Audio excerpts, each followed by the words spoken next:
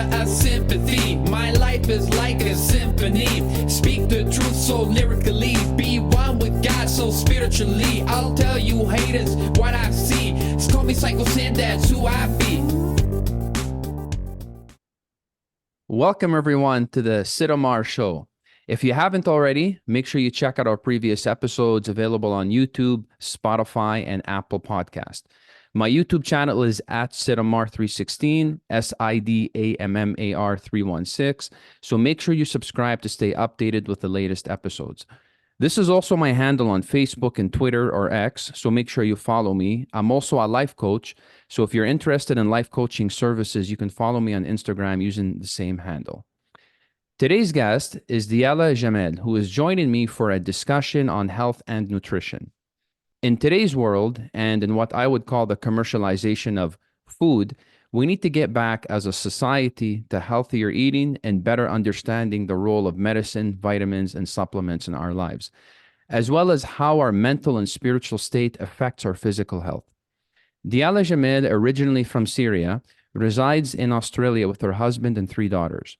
She completed a Bachelor of Medical Radiation in 2005 and has been working as a radiographer with a private radiology practice. Diala has always had an interest in holistic health. She has studied and completed multiple courses in nutrition, mental health, and lifestyle.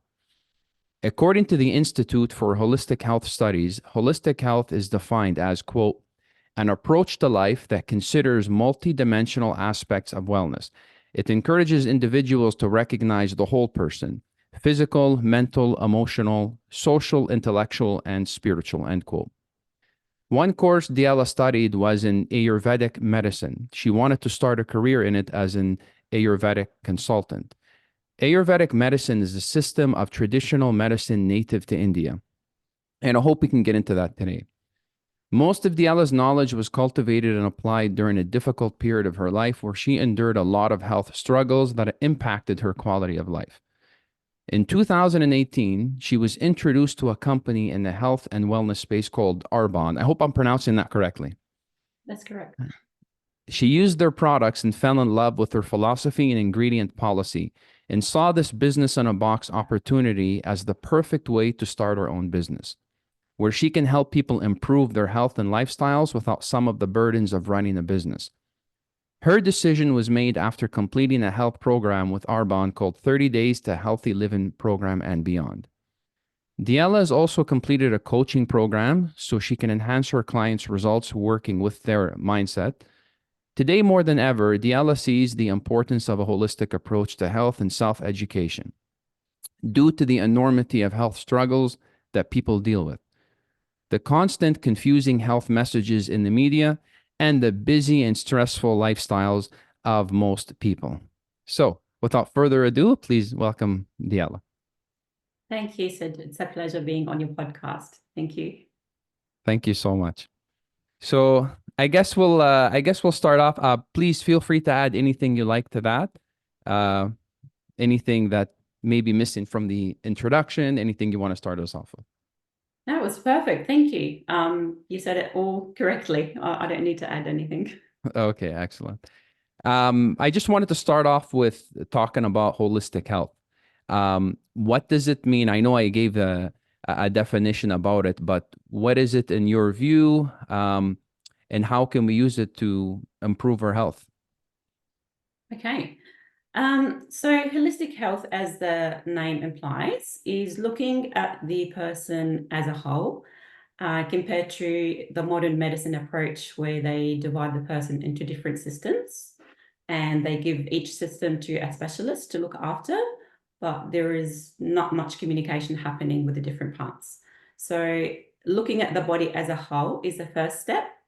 Including the mental and the emotional health and how much it influences physical health. That's a big factor in well-being, and also spiritual health.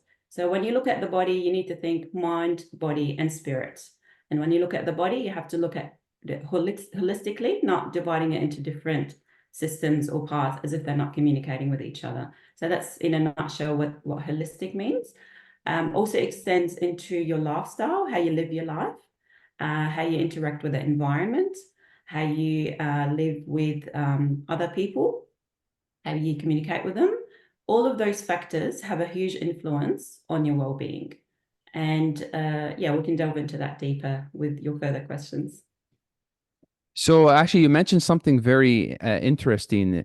I know in the modern, I guess in the medical industry, you usually refer to all these different specialists, but it doesn't seem like they integrate together very well, except maybe in specific rare cases where doctors are working together in teams. That's actually an interesting point. Is it like that in Australia, the medical system there?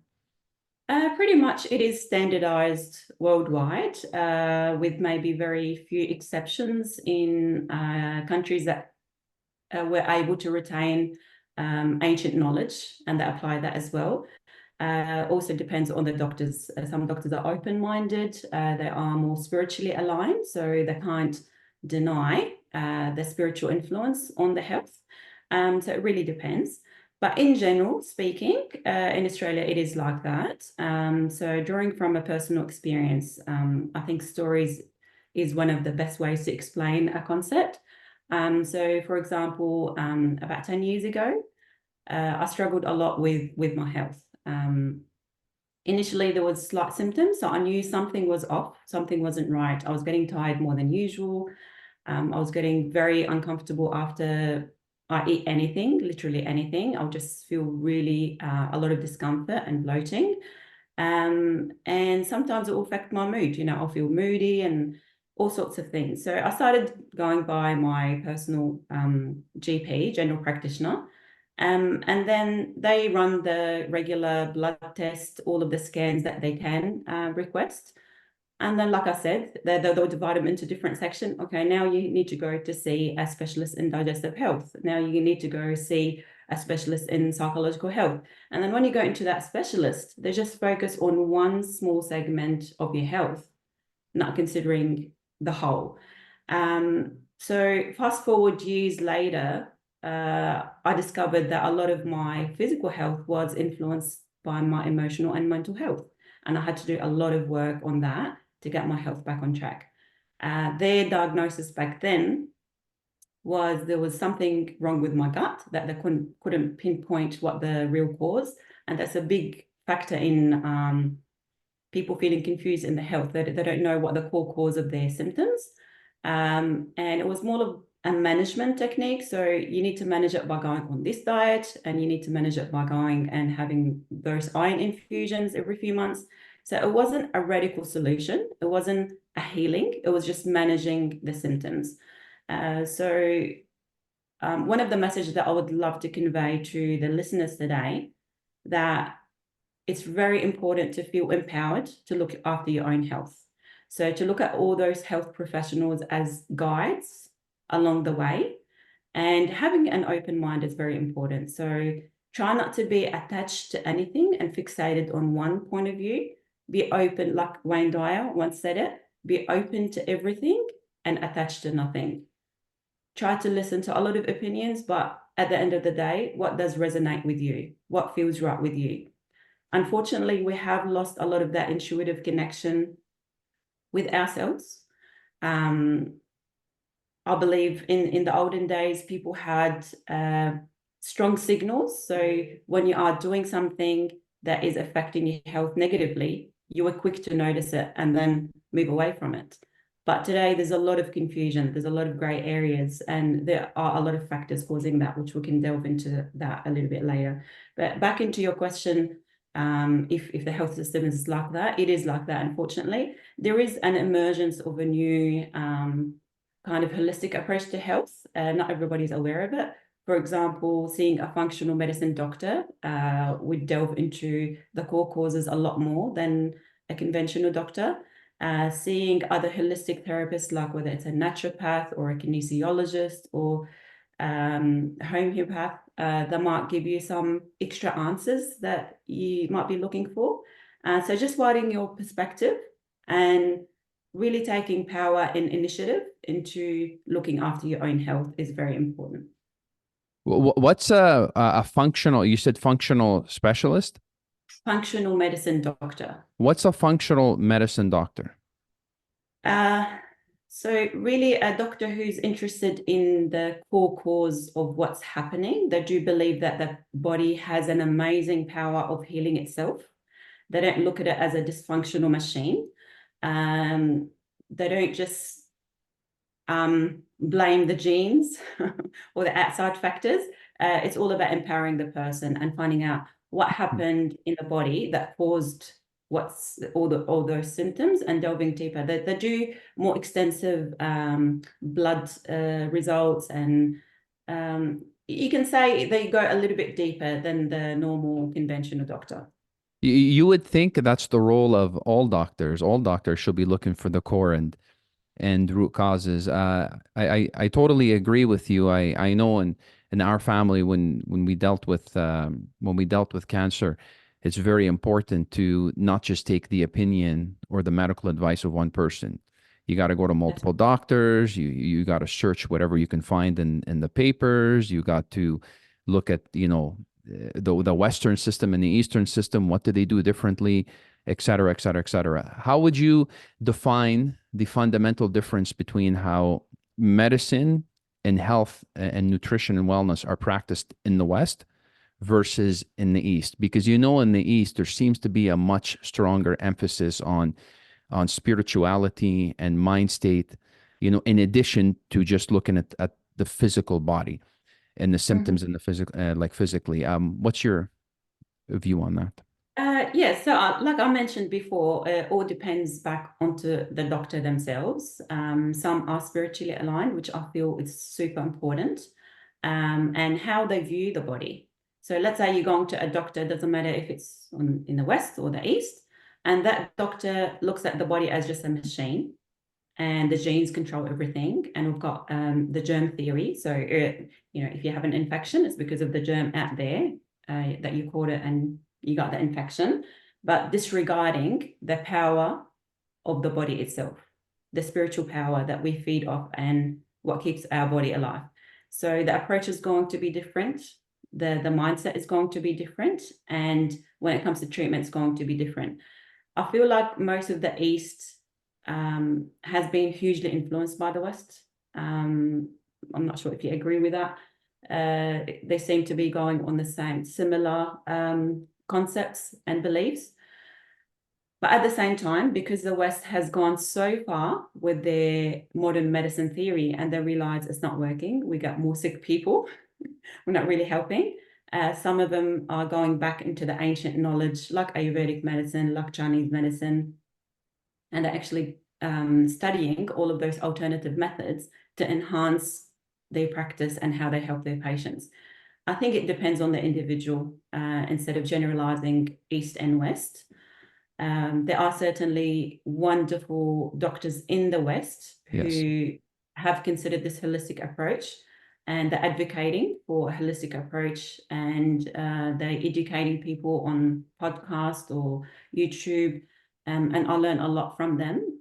Really, really grateful for the knowledge that they have been providing. And same thing in the East, there are some doctors who are adopting the Western mentalities. Yeah. So it depends on the individual. I'm actually following the doctor right now on Twitter, and like he's based in here in Alberta, and the amount of papers he's bringing up and the scientific studies on all these natural things that we have that can be effective, as an addition to helping, deal with dangerous diseases such as cancer. But you just don't hear this normally, when you go to a doctor. This is actually a good segue into Ayurvedic medicine. I hope I'm pronouncing it correctly. I got lots of friends from India, and they have so many remedies for so many things that they use down there. And I do agree with what you mentioned. The Western system has influenced, the East, India, and all these other places. But I also feel that these countries are also resorting to retaining to ancient practices, right? And hopefully they can incorporate that, because I believe the ultimate solution is going to be a merger of both, the systematic approach of the West, and the ancient knowledge of the East. I do feel these are going to come together eventually in some way, someday. So, can you dive deeper into, because if I remember correctly, you said you did a course in Ayurvedic Ayurvedic medicine. medicine? Yes. Yes, yes, I Can have. you describe that, what it means, your experience in it? Yes, for sure. I'll just explain what got me thinking about this kind of study. And I do believe that we are guided to study what we need at the time. I strongly believe in the spiritual guidance where you're meant to go. You kind of just, it appears in front of you, that synchronicity of life. So back in 2011, my dear mum, before she passed away, she developed lymphatic lymphoma in her stomach. And at the time, I thought I knew a lot of knowledge that I can help her. So I was delving deep into the cancer and how it originates and, the different treatments and the different healing. But as her prognosis got worse and worse, and they were kind of losing hope, you can tell I was desperate for any piece of information that can help. So I looked at all different sorts of thoughts system, and it just came across my screen, Ayurvedic medicine. At the time, I didn't know what it was. I didn't understand what that word meant. But at the time, there was a course running in the same town where I live in South Australia. And believe it or not, that course specifically was subsidized by the government. So you pay 50% and then you can do that course. I just took it as a sign. I needed to learn this holistic approach to health. And from the first lesson, it was almost like an awakening of an old knowledge that I had within. I never felt that I was learning something new. So every time the teacher would explain that concept, it was almost like remembering. It's like, yeah, I know that. I know it from some time. It was very natural for me to absorb the knowledge of Ayurveda. And I do feel because it's such an ancient wisdom, a lot of people would resonate with that. So when you explain the concept, it's like, yeah, that makes sense. I understand that. So I started studying Ayurvedic medicine, but then halfway through, I went to Syria because my mum was very sick at the time. It was her time to leave us. And then I had to do a lot of self-contemplation and thinking about my health and my life. And from that moment, I dedicated myself to learning as much as possible about health, holistic approach, mental health, emotional health. It was a journey, but I remember that pivotal moment of me saying to myself, I need to learn as much as I can so I can convey the knowledge to help myself first and help others. Because if you don't help yourself and if you don't understand it yourself, you can't really benefit others. So going into the Ayurvedic medicine, so the word Ayurveda means science of life. The principles of Ayurveda, it's about that you can be living a healthy, balanced life all the way to how many years you've got, okay? Even if you're in your 90s, as long as you retain the balance. It's all about the balance. The core principles of Ayurveda is considering that everything in the universe, including the human being, is made up of 5 elements, which is the earth, water, fire, air, and ether. And these elements come into dual energies. They call them Vata, Kapha, and Pitta. So the Vata is the air and the ether, the Pitta is the water and the fire, and the Kapha is the earth and water. So those energies make up everything, So including the human you said fire, air, water, earth, and what? ether or The space. the ether. Okay. I'm not sure if that's how you say it in Canadian. Yes, so those elements, or those, they call them doshas or energies, Okay. it build up the constitution of every person and everything in the universe. So when it comes to the human body, each person has a different percentage of those energies, and that's where different body constitutions come in. So the Ayurvedic principle is about understanding what's your constitution, or they call it prakriti. So what's the makeup of your body? and trying to learn how can I live in harmony in this environment that I'm in, understanding my body and how it's interacting with everything, whether the food that I'm eating, the things that I'm drinking, and the lifestyle that I'm leading. So I'll give you like just very quick examples just to kind of make sense of it. But first, if we go into the Vata, Pitta, and the Kapha. So Vata is responsible for movement. So because the elements are air and ether, think of space, cold, mobile, dry. Think of the wind, okay? And it governs the movement and the communication. So everybody has Vata in them, but some people have too much Vata, so they're more Vata dominant. The Pitta, which is the water and the fire, think of it as, because the fire element, so there's a bit of a heat in there. So it governs the digestion and the understanding, okay? So hot, sharp, light. I've got some notes here, so I don't... That's fine. There's some. Liquid, okay? So it does help with the understanding and the intelligence. Where the Kapha is the building, okay? So imagine that you're building a wall and you need something to make the blocks stick together. So that's the Kapha, the building block of the body. And the fluid balance. So some of the qualities are the heavy, slow, steady, and solid. Like I said, every single person has these three energies within them, but how much the proportion differs between individuals. So a person with a Vata dominant, they can be very, very creative because of the air element. You've got all of those different thoughts, beautiful thoughts, creativity, vitality.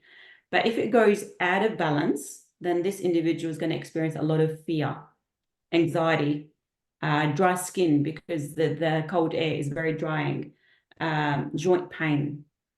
The Pitta person, very sharp, intelligent, it's a leader mentality, gets things done. But if it's out of balance, it will cause that individual to feel anger, okay, resentment. In the body, it might manifest as ulcers or inflammation, infections, or skin rashes even. The person with the Kapha dominance, they have this calm, loving nature about them. They move slowly, steadily, very grounded.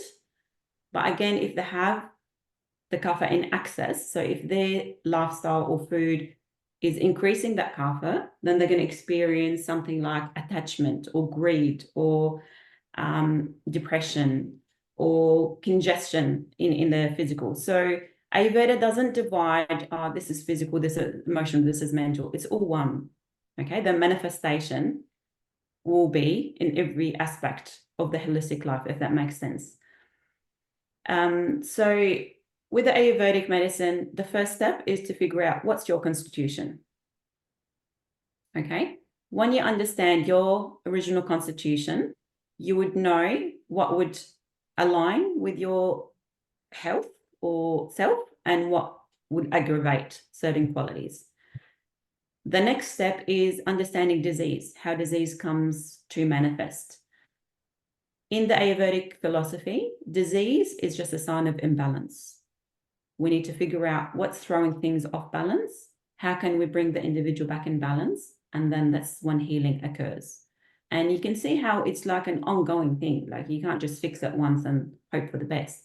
So it's all about this dance, learning how we can maintain our balance as we're going in our life. Some influencing factors other than your lifestyle and what you consume and what you eat and how you sleep are seasonal changes. So each season has a bit of the qualities of those doshas as well. So you can think of how the winter is the cold and rain and heavy and kind of slow season. So people with the Kapha dominance, that's going to aggravate their condition because it's just adding into that quality. So they need to be more active. They need to eat warming foods, lots of hot spices just to keep them activated. Otherwise, their Kapha will go out of balance. And then if you look at the summer season, it's dry, hot, depending where you are in the world, whether you're in a tropical area or different part. But just to understand, there's always this relationship between you and the weather, the environment, and also the age as well. So in the early years, the kapha is the dominant energy because you're building your body. So there's a lot of kapha. In the mid years, you've got the pitta when you want to achieve and study and build and like really go, go, go personality. And then at the elder years, so the elderly have a lot of vata dominance. So they start becoming frail and they get affected easily by weather conditions. Or so understanding all of those influences, understanding your body's constitution, and just it's this beautiful play with trying something and see how it goes, and bringing that intuitive understanding between you and yourself is very, very important. And unfortunately, it's been lost. It's been lost. It's been lost through mainly the chemical ultra processed food that we're consuming that really tricks the brain into being confused. If people knew what's in that packet of chips they're eating, and even if they knew it was bad for them, there's something that's overriding their logic because those chemical reactions in the brain influencing their decision. Okay, so there's a lot of confusion, there's a lot of ignorance, and there's a lot of conflicting information coming at the person from all angles. So going back into the ancient knowledge, understanding your body, simplifying things, and then it's very individualized. That's all I'm going to say. It's a very individualized approach. So, for example, let's say a person with a vata dominance, if they do a lot of intensive exercise, it's not really good for them because they've already got that moving energy too much, so that they're going to have pain in their joints a lot quicker than a pitta dominant person. A pitta dominant person, because it's the fire energy that's dominant in their body, if they exercise out in the heat, okay, that's going to aggravate their pitta. So something like swimming or a cooling exercise is much more suited for them. Does that make sense? Yeah, like there is so much information in there and there's so much to unpack. What you're saying is so powerful and I had so many thoughts go through my mind. I mean, just even in the entire idea of your body needs to exist in balance. If you have, I'm not going to remember. I'm going to have to go back and re-listen to this so I can catch all the Yeah, terminologies. But yeah, it makes total sense how your body needs to be in balance between this quality and that yeah, quality. It actually also made me think about a teaching in Drew's philosophy about balancing our inner natures, right? yes. So that's there's so much to unpack there. I guess it does make sense. You hear about people, they get very sick and then they're told, well, you should go to the Middle East, you should go back home to Lebanon, and it's a different environment, and then or go to India, and then they go and they travel there, and sometimes they get better, they start to feel better. I mean, you're talking about seasonal changes. Mm, That's a thought that came through my mind. But yeah. it's making sense what you're saying. There's just so much in there, and it's actually so powerful. Yeah, yeah. I'm glad that it kind of resonates. Yeah, There is a lot to talk about, so I was trying to yeah, simplify it. yeah. It's about like your Yeah, your mind state, like the state of your mind in yes, combination with the state of your body. Like modern yeah, medicine is just targeting the body itself. But like what if you're a really angry person inside? You're very negative. I mean, if we look at it today, it was UCLA, I believe. They said you have about 80,000 thoughts a day. The studies differ. They differ and they give you different ranges, but approximately 80% of your thoughts are negative. And to me, I have the belief that human beings on average, they have thousands of thoughts a day. It could be about anything. This person looked at me the wrong way. This person said this. What did they mean? And we read into it a million different things. I believe faith also has a place to play. And, spiritual systems will tell you ignore that, leave that, ignore the thought, leave it, move beyond it. And people actually may be getting sick from their thoughts, from their mind state, that constant state 100%. of negativity. What do you think about that? Look, it is a bidirectional. So, for example, you touch on anger. So some people, because of their pitta dominance, they've got this heat. Okay, so they do get aggravated easily. They do get angry easily. It's in their nature. Okay, so it would be very beneficial for them to consider some forms of meditation, some forms of connecting to nature in a cooling environment, and that would help calm down the thoughts and the anger. But at the same time, we can't deny that the body's influencing the mind as well. So, for example, if you Agreed. are consuming a lot of toxins, whether it's because of your work environment or because of the food that you're eating or because of the area, maybe the water is contaminated. There's lots of reasons why we consume toxins, knowingly or unknowingly. And those toxins have to be processed through the liver. So liver congestion will trigger the feelings of anger as well. So we can't always think, oh, the mind is causing this. So it could be the other way around. I relate to this. At some point, I had a very, very congested liver. I couldn't pinpoint exactly what triggered it, but obviously it was accumulation of things.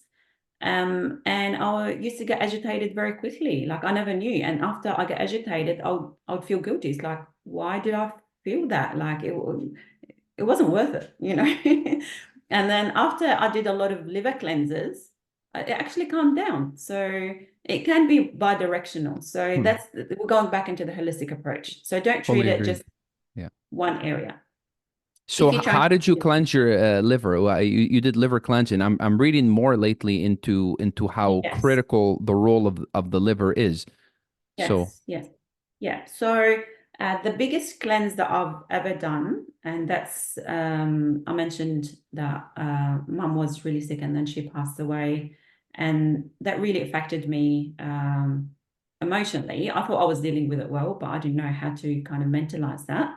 And nothing goes away. Like whatever you're feeling and you're not expressing, it gets suppressed in the body. So almost my body was shutting down. At the same time, I was still studying the Ayurvedic medicine, and the doctor recommended that I go to an Indian hospital, exactly how like the modern hospital is, but it's an Ayurvedic medicine. So instead of using pharmaceuticals, they use Ayurvedic herbs, but they do the same observation. So they take your pressure and then temperature, and they do all the similar this is obs. in Australia?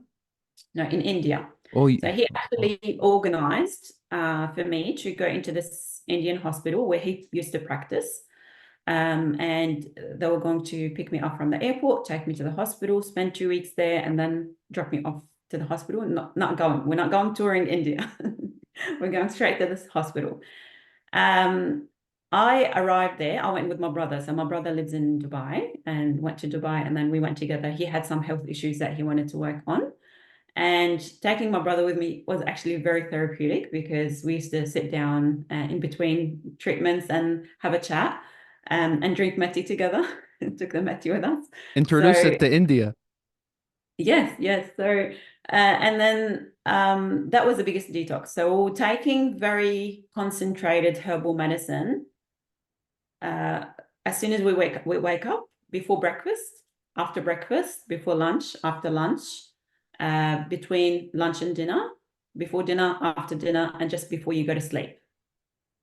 And Wow. each decoction was like so concentrated, so bitter. It was meant to be working on one of the organs or just to cleanse the body. And having 2 major treatments a day.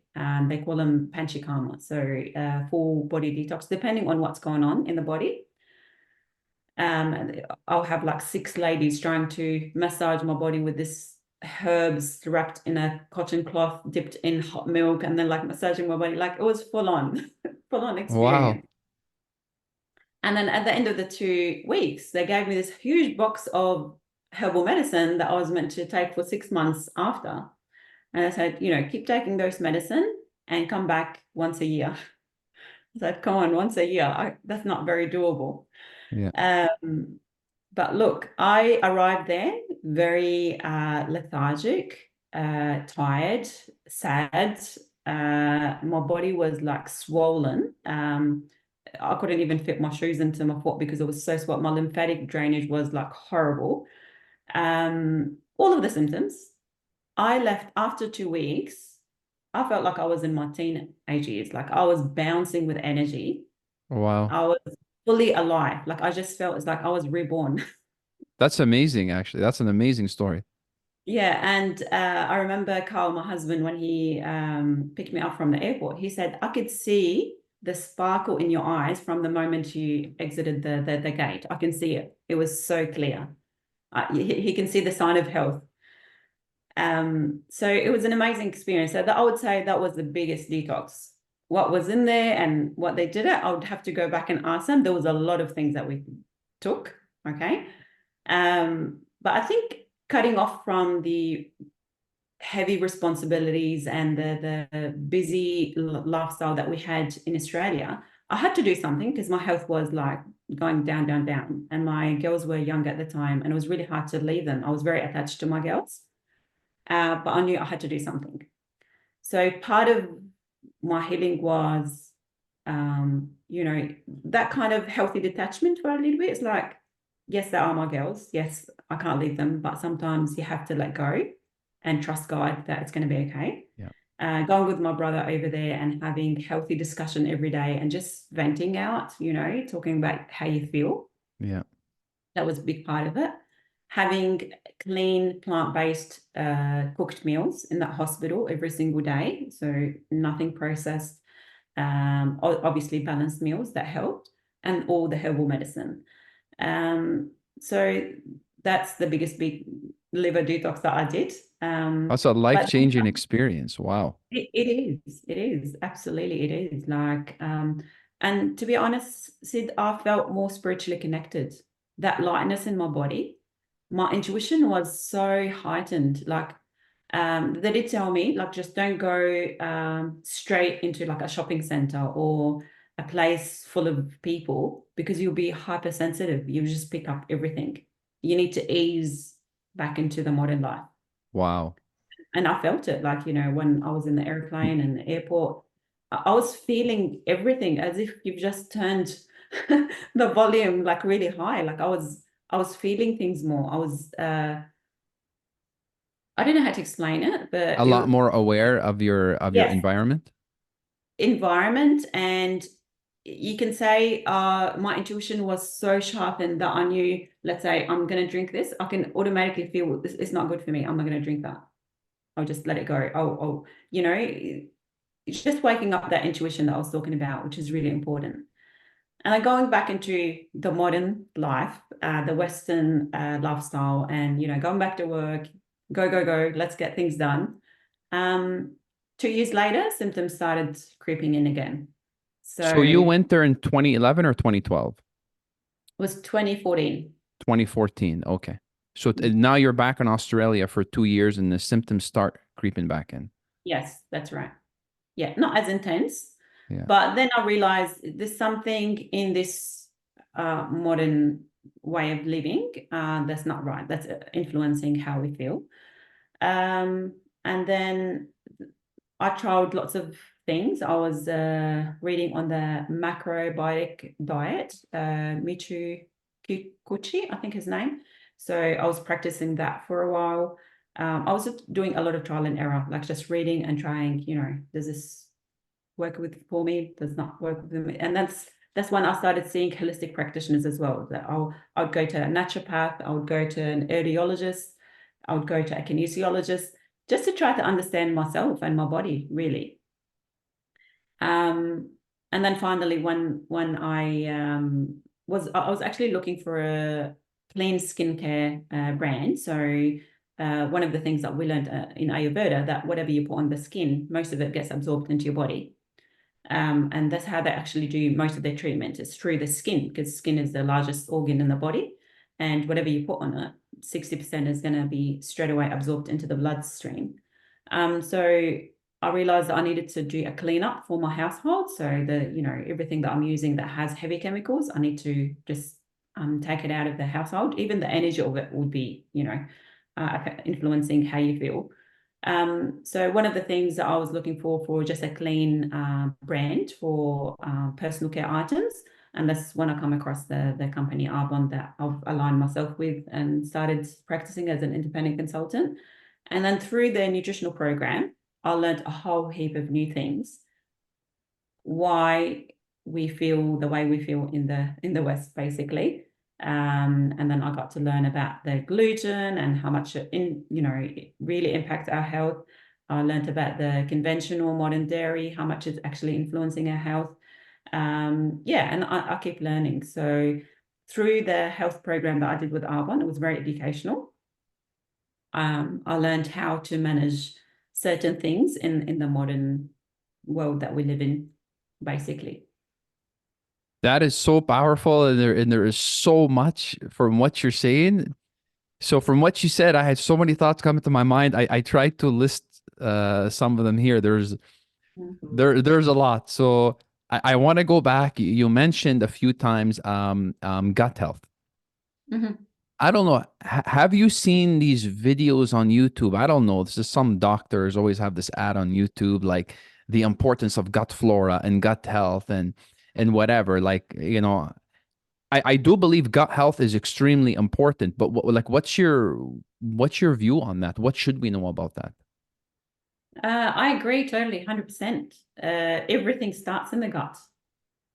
The gut houses more bacteria than there is human cells in the body.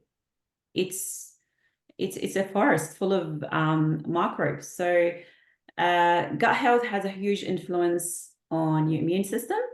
It has a huge influence on your mood, on your mental and emotional health. It has a huge influence on your energy. There's a lot of studies being focused on the gut, and even Socrates said it, that everything starts in the gut. Like, there is a phrase, I can't remember exactly how it's worded, but mentioning that the gut is the foundation of Hmm. good health. That's why you should follow your gut instinct. Yes, exactly. But we have to clean it first, Sid. Yeah, So yeah. unfortunately, most of the guts are very dysfunctional at the moment. So you need to clean your gut, reset your gut, and then listen to it. Wow. How do you clean your gut? Like, what is the protocol on that? Is it So if fasting? Like, we what is it? uh okay, so if we want to have like a basic understanding how to clean the gut, we need to understand there are certain things that are damaging the gut, and we need to stop them for a period of at least 30 days. Okay, at least minimum 30 days, depending on the extent of the imbalance. So let's say we're going to do 30 days of working on the gut. So the first thing is stopping anything that influences the gut in a bad way. I can name you 6 things, but obviously depending on your lifestyle and diet, there could be more. The first thing would be alcohol. Okay. Processed sugar, because it feeds the bad bugs in the, so think of the gut. It needs to be balanced between good bacteria and bad bacteria. We need both in there.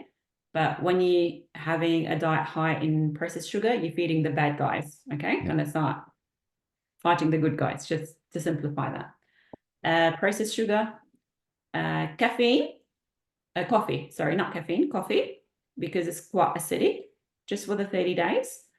Gluten, unless if you're eating gluten that's from the ancient wheat that hasn't been genetically modified. Unfortunately, the modern day gluten has, it's really destroying the gut, even if you're not celiac, even if you're not gluten sensitive. It's very tough to digest the modern day gluten that's from the wheat that's been genetically modified. Conventional dairy, which is almost all the dairy in the Western world, unless if you know someone who has their own cow that's eating grass, it's a happy cow, and they're not pasteurizing the milk, then it's okay, you can have that one. So what it was, alcohol, coffee, gluten, dairy, Sugar, yeah. soy products, unless if it's organic soy and it's fermented. Yeah, so those are the biggest offenders. And any ultra processed food. So anything that, you've got a lot of ingredients at the back of the packet, just don't worry about it. And with the sugar, I include the artificial sweeteners as well. So you need to stop those for a period of 30 days. That's just to allow the body to take a break, pause, and allow it to start thinking, what can I do here to heal the gut? The next phase is to repopulate the gut with the good bacteria. So taking a good probiotic is very important, or eating things that encourages the growth of good bacteria, like the sauerkraut, the fermented foods. But a good brand probiotic is good to start with. What is the role of probiotics? Because it's coming out a lot more nowadays. Yeah, People are sure. talking about it more. Just in a very simple explanation, what are probiotics? How important are they? Okay, so pro means for Yeah. life, probiotics. So you've got antibiotics, which you take Yeah. when you've got an infection that's against life, Yeah. and they've got pro-life probiotics. So basically it's to the good bacteria that's meant to be present in your gut. Okay, so there's lots of different forms, but it's best to get the spore probiotics, so the ones that can go through the stomach without getting damaged by the acidity of the stomach and populate in the small intestine where they're meant to be. Okay, so there's probiotics and there's prebiotics. So prebiotics is the food that the good bacteria needs to consume for them to feel and do their work. So you can get supplements that has pre and probiotics together. Yeah. But yeah, that's the simple explanation of what probiotic is. It's a good bacteria in the gut, and the gut needs to be lined. Okay, so the digestive system from mouth all the way to the end, okay, needs to be all populated with good bacteria, but especially the small intestine, the midsection of the body, it's 8 meters long, okay, and it's, if you've looked at images of the small intestine, they've got a lot of like finger-like projections to increase the surface area. Yeah. They need to be populated with billions of good bacteria. They think of them that like the little police, policing what needs to go inside the body, what needs to stay, because the whole tube, the whole digestive tube is part of the outside, if you think about it. Okay, and they need to be policing what needs to go be absorbed into the body, that needs to be clean and sacred and protected, and what needs to stay out. And unfortunately, there's a lot of factors of influencing that. So a lot of people have really, really bad gut. Yeah. So what you're saying, basically, stay away from those. I think the six that you mentioned: alcohol, sugar, Coffee, gluten, dairy, and coffee, soy. gluten, Yeah. dairy, and soy. In addition to taking, the right prebiotic and probiotics. Probiotic. Yes, yes. And then having a lot of food that nourishes the guts. So that again goes depending on the person themselves, like we talked about constitution. So one food could be great for you, but it really aggravates things within me, So we need to understand it's very individualized. But the more you do it, the more you'll wake up that intuitive understandings, like, oh, what's good for me, what's not good for me. Like, and just that testing is like, let me eat and feel how that goes. But a lot of nourishing food for the gut, like bone broth, is filled with minerals. Aloe vera is great to seal and soothe the gut lining.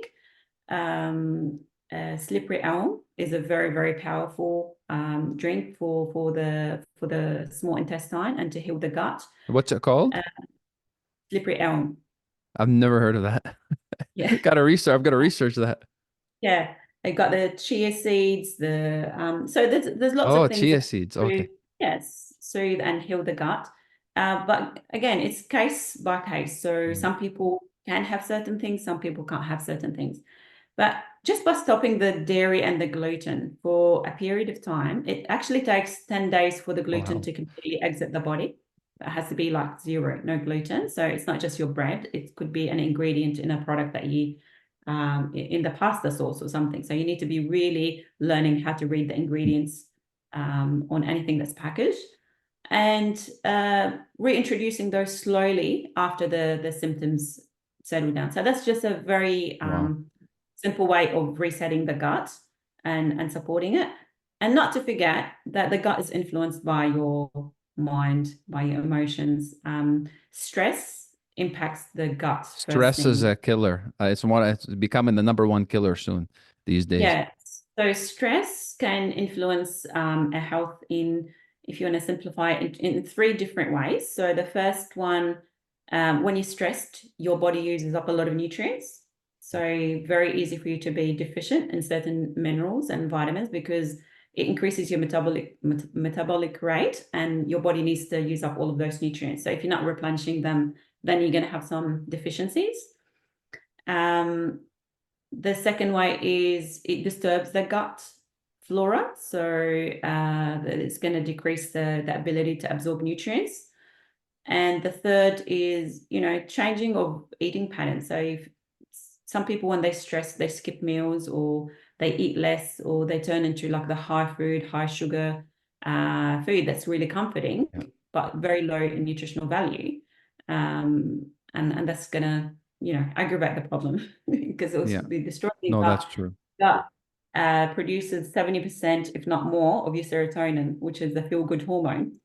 So then you're going to be feeling even more stressed and more down. Yeah. So Yeah. there's It's a just negative by the feedback cycle. relationship. Yeah.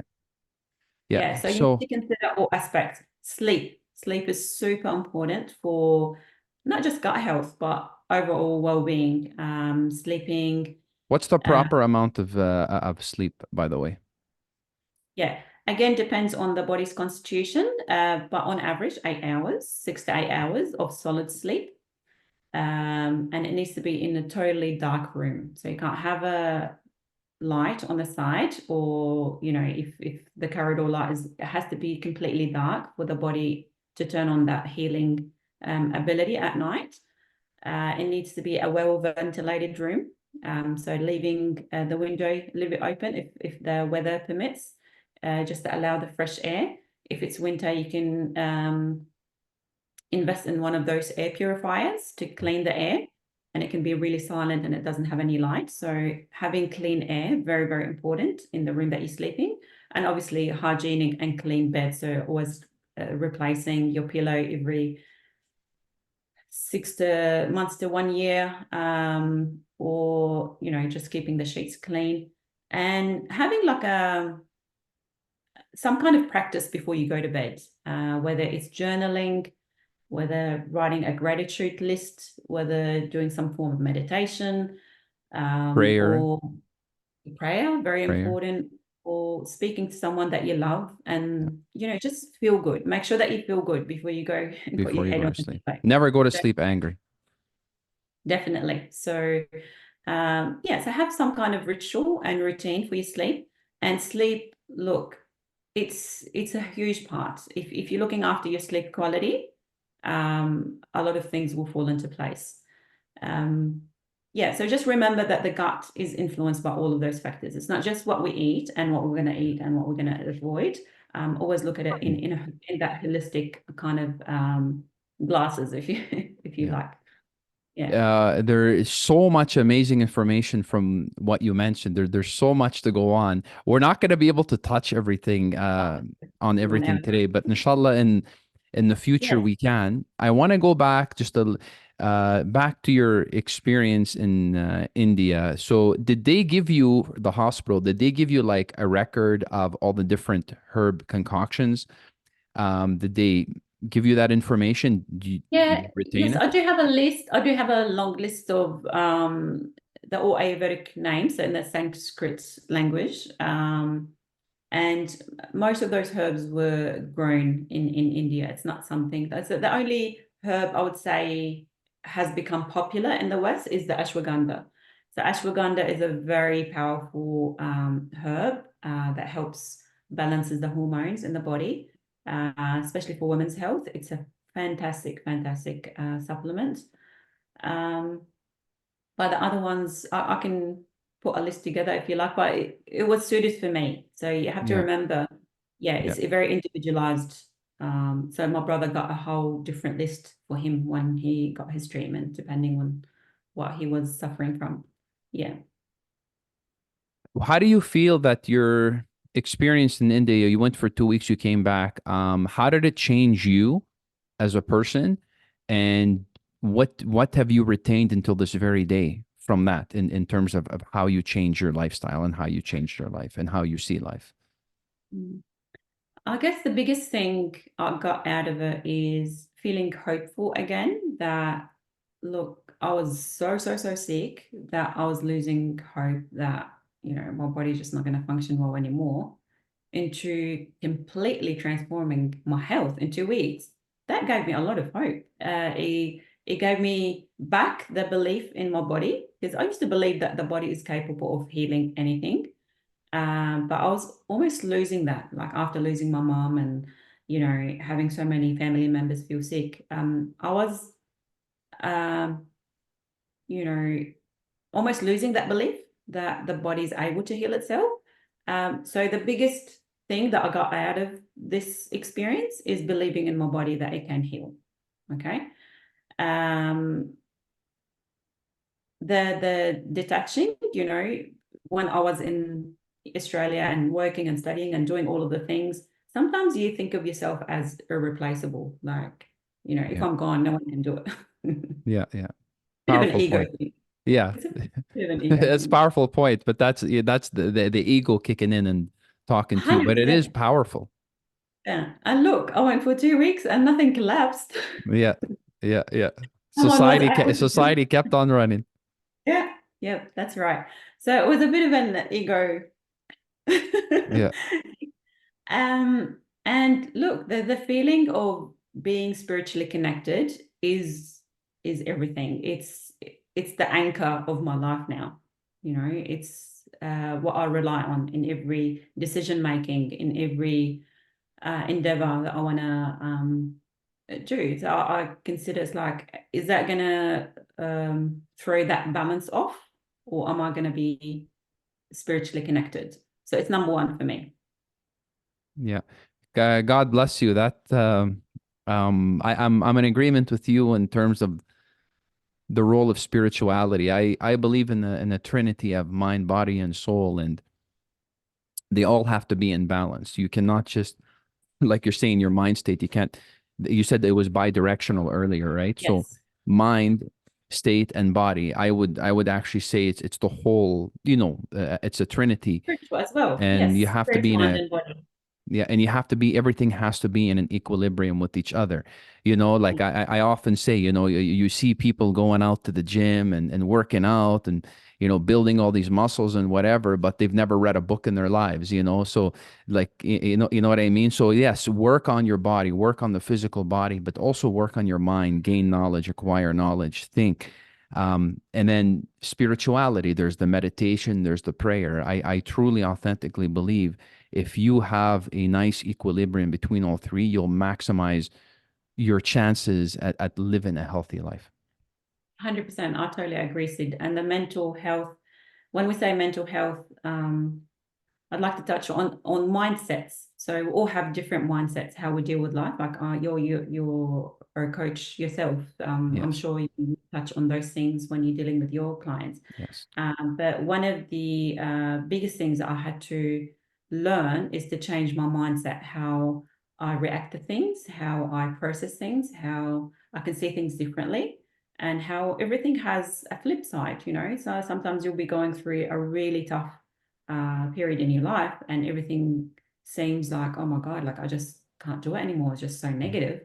But remember, there's the complete opposite in the same situation. You just have to look for it. Yeah. So mindset is very, very powerful. So I learned how to work on my mindset and how to work on my communication skills. So one thing that I used to struggle with is verbalizing how I felt. Okay. So I would feel something, but I didn't know how to tell you how I'm How feeling to because I share don't it. know it. I didn't know how to verbalize it. I didn't have the words. So English is a second language for me. So Yeah. that added a bit of Yeah. But your English is excellent. So So if it's a Yeah. second language, it's definitely not an issue now. So Yeah. But I guess, building that vocabulary for you to be able to express yeah, everything that you want to say, it takes time and takes practice. yes. And sometimes, I used to say things and, people would get upset, then I won't say it. But then I had to learn how to say things where it Is it doesn't, because of how you were saying the thing, or what you were saying, or both?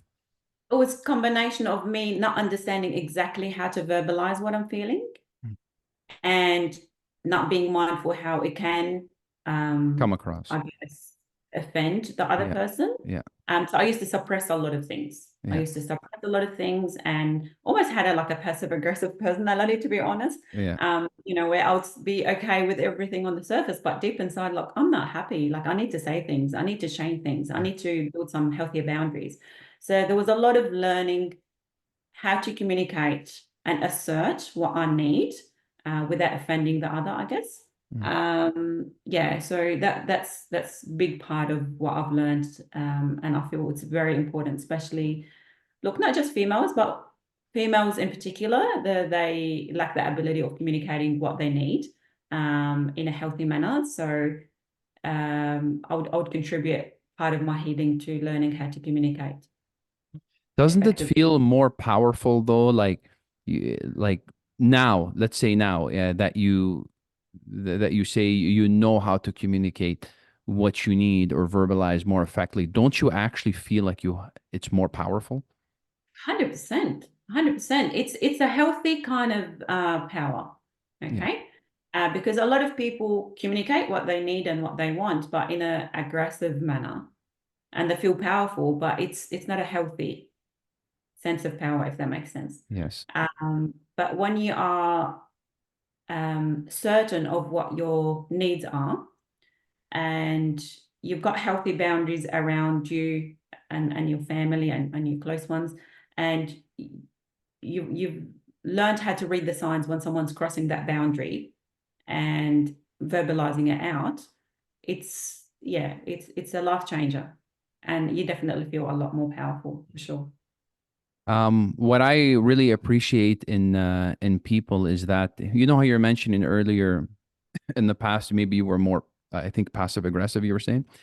Yeah. So you have people that, may have whatever qualities, they never acknowledge them, they never self-reflect, they never look inside themselves, they never acknowledge. And it really, in my opinion, this is the ego telling us, especially when we say the I am this, I am this, I am that. But as soon as you, almost like, you feel much more humble, you feel there's more humility there when you're able to recognize yourself and say, you know what, like just talking to a friend, you know what, this is me, this is who I am. I might do this, I might do that. Just the very fact as a human being that you can acknowledge yourself in front of others is Mhm. something that can create a connection with others, to be like, okay, you know what, there's acknowledgement on both sides, we can work on that together. 100%. It's being authentic, or understanding who you are. Yeah, Like our journey in life is to understand who are we, yeah. and it's very fascinating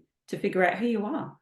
And there might be different layers, at some point in my life, maybe I didn't like such and such, but now life changed. But at the core of you, you've got certain values that are so important to you. And it's very important for you to figure out what these values are and how to keep your living aligning with those values Hmm.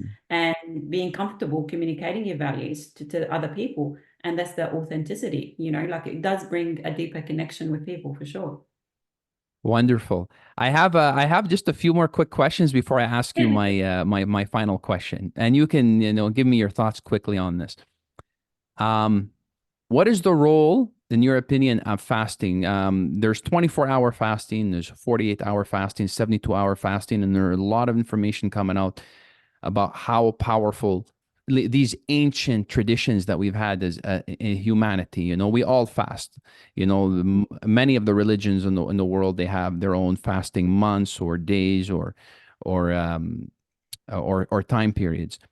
Fasting can help you deal with a lot of health concerns, right? Mhm. It can strengthen your immune system. In your opinion, what is the role of fasting? Mm. Fasting, definitely intermittent fasting is very, very beneficial. I do actually practice that myself most of the times. But then again, take into consideration, is your body fit for the fasting?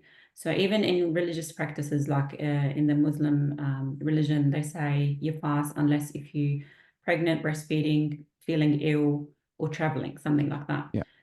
So Hmm. you need to take into consideration your body's ability to fast. If I was to fast 10 years ago when I was having all of those health issues, I wasn't able to because my body was just so fragile and it needed the constant, consumption of certain food just to keep my blood sugar balanced. Um, so fasting is important, definitely. Just be mindful that some bodies are not ready for it just yet. You need to do a bit of work before you do the fasting. I've never tried the 24-hour fasting. I've heard of people doing water fasting. I did 48 hours. How was your experience with that? My goal is eventually to do a 72-hour fast because I want to do the full detox. But I did 48 hours. So after traditionally I've been able to fast, alhamdulillah. But what I do when I fast is I drink water. I make sure water is, like basically the only thing that I put in my body, right? So, So I remember when I did the 48-hour fast, after 24 hours, my head started to hurt me. yeah, It started to hurt me. And I'm like, no, because alhamdulillah, thank God, I have a strong will. So yes. I told myself I'm gonna tough it out. I don't remember what I did. I went and I laid down or something and just waited a few hours. It went away. It completely went away. The headache and everything.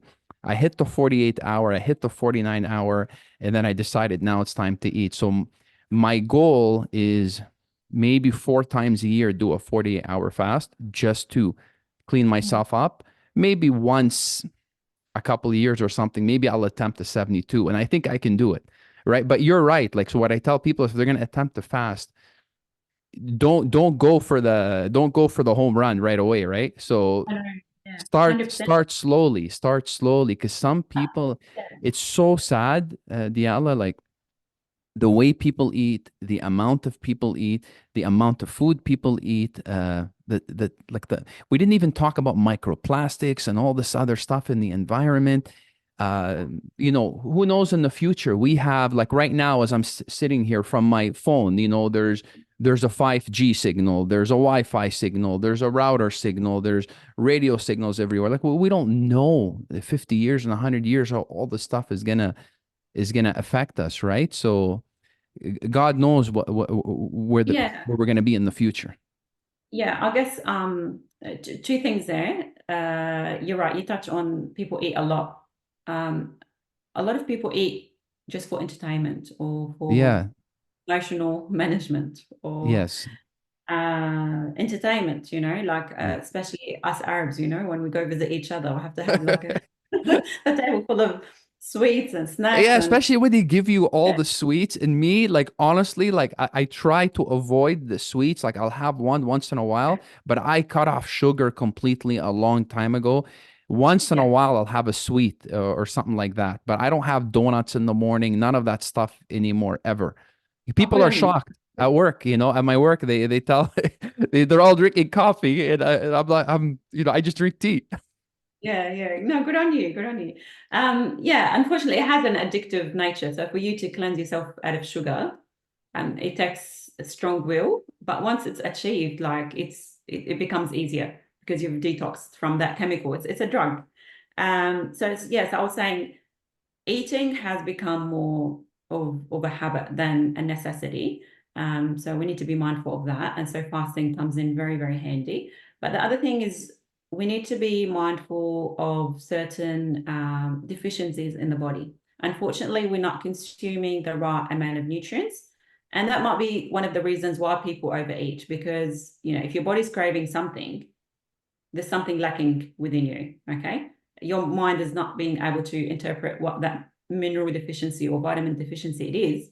But it's most likely because you need to consume something to fill in this deficiency. And doing some blood tests, I guess, before to figure out if you've got some deficiencies would be ideal before attempting any fast. And yeah, that's another point. I actually did a presentation at my networking event on Thursday, talking on that very topic, the void. I called it the void in real food. So we've got real food, but it's not doing its work for some reason.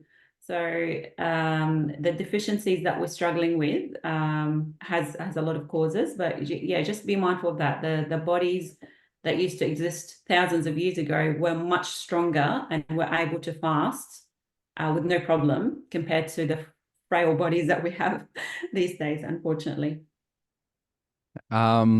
Quickly, what are your thoughts on big pharma?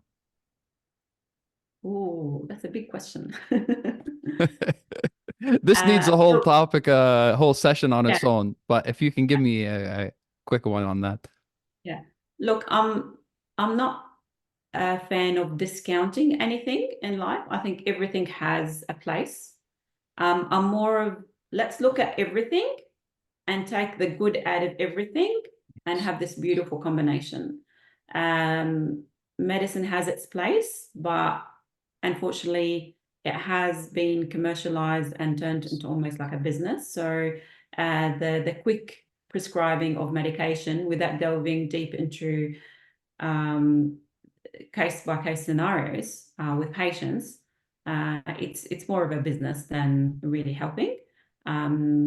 There is an interesting podcast that I advise you to listen, or even just reading up on his work, Dr. Nassim Malhotra. Okay. He did a big research on statins, which is the cholesterol lowering medication. Yes, I read a lot about statins when I was doing cancer research. Yes, so that's an interesting study, and he elaborates on that. So with Joe Rogan, he was interviewed by Joe Rogan. That was the first time I Oh, heard of wow. his work. It was a long interview, but Hmm. very enlightening interview. So yeah, and we can go into different medications and understand that there a lot of overprescribing. I am definitely with any medication needed. So let's say someone needed a surgery, a life-saving surgery. So my husband, Carl, he had a heart surgery last year, and they repaired a valve in his heart. And I can see how medicine is so crucial, Yeah. so needed when it's put in the right place Yeah. with the right intention. He's doing well. He's doing really well now. Yes, thank Thank goodness. God. Thank God. Yeah. That's wonderful. So it has its place and it's wonderful, but when it becomes commercialized, then it is a problem. Yeah. Fully agreed. If you could go back, we're in 2024. If you can go back 15 years, okay, what would you tell your younger self?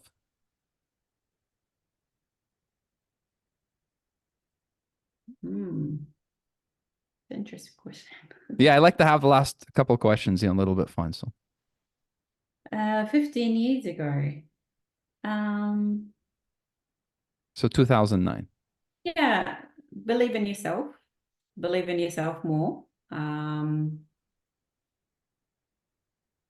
it's going to be okay at the end. It's okay. Don't get phased by life's events because it will work out eventually.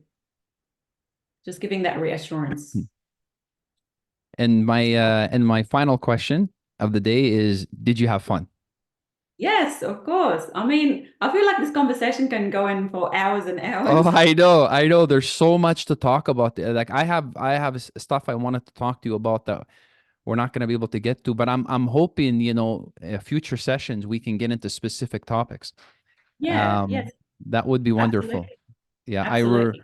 I really enjoyed it. You have an immense wealth of knowledge in health and nutrition. I can tell you've done your research, you've taken your courses, and I believe like the information that you have is a wonderful benefit to like our community, like the Druze community and the wider community. I mean, let's benefit off of what you know. 100%. Look, and I'm more than happy to do a free consultation with anyone wanting just to get started on Yeah. the path looking after themselves. I do have like a questionnaire that kind of just goes generally over different aspects of their lifestyle. And that will give me a clear indication where should that person start, looking after themselves. And more than happy to share resources and knowledge, Wonderful. whoever would like to reach out, definitely more than happy to help out. Do you have a website or anything that Uh, you want to mention? Yeah, they can either email me into my email, so diallaah1 They can follow me on Instagram, Diala Jamal Official, and message me there. More than happy to have a conversation about health. And my website, I've got a link tree that's attached to my Facebook and Instagram. Usually I advertise if I've got in-person workshops and stuff like that. But yeah, so reaching me through email or my Instagram would be a good first connection. Okay, wonderful. And if people want to reach out to me, I can also give them Yeah, for sure. your Instagram information. Diala, it was a wonderful conversation. I look forward to more in the future. It was a pleasure to have you on. I love these types of health and nutrition and holistic health conversations. They're wonderful, and people should be having more of these types of conversations all over. Thank you Thank so you much. very much It for being was a on here. pleasure being on your podcast. Thank you so much. Okay, take care. Thank you. God bless you.